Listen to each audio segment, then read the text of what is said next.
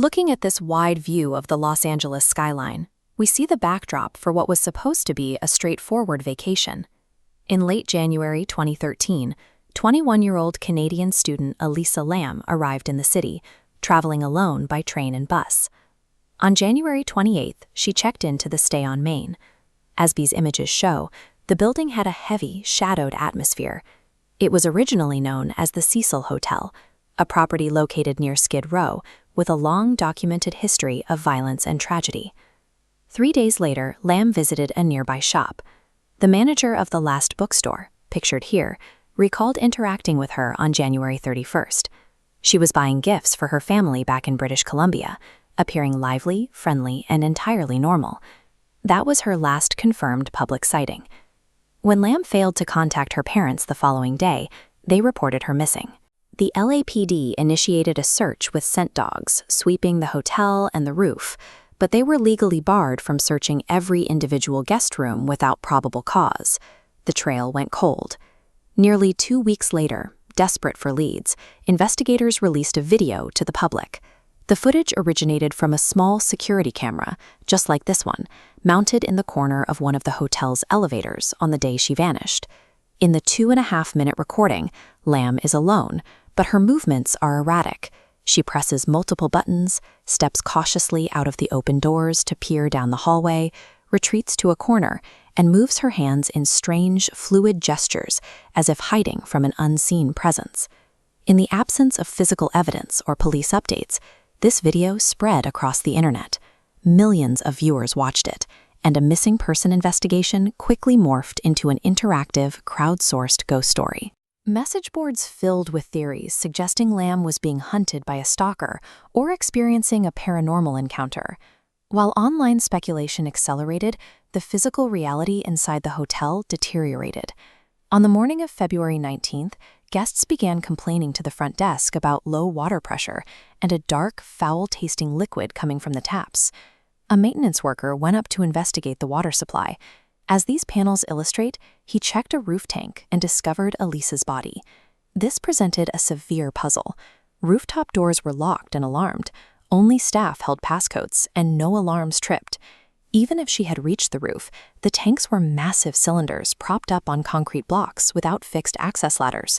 Furthermore, the heavy metal maintenance hatchlets would be incredibly difficult for a young woman to pull shut from the inside while treading water.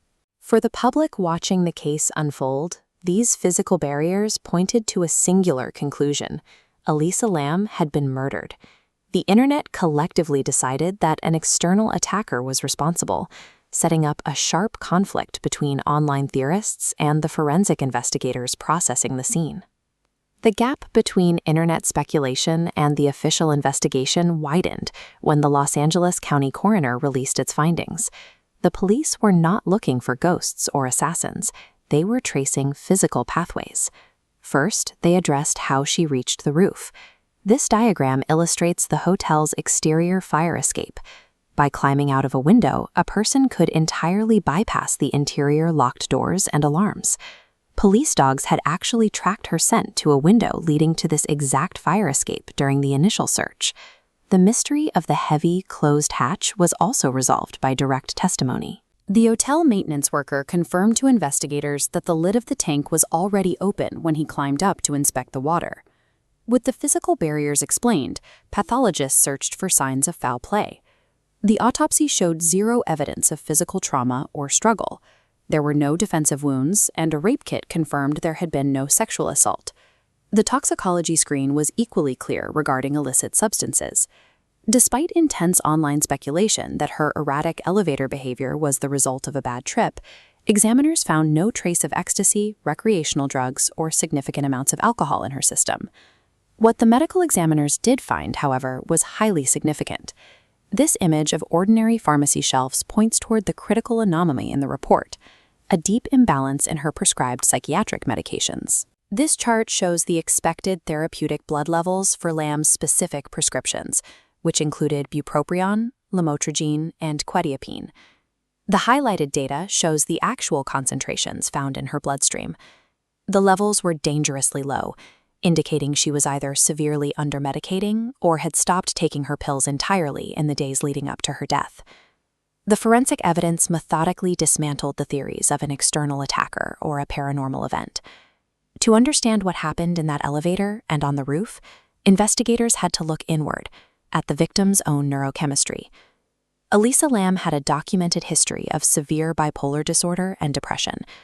Her family confirmed that she had previously experienced hallucinations when she failed to take her medication, and had even been hospitalized for a severe episode in the past.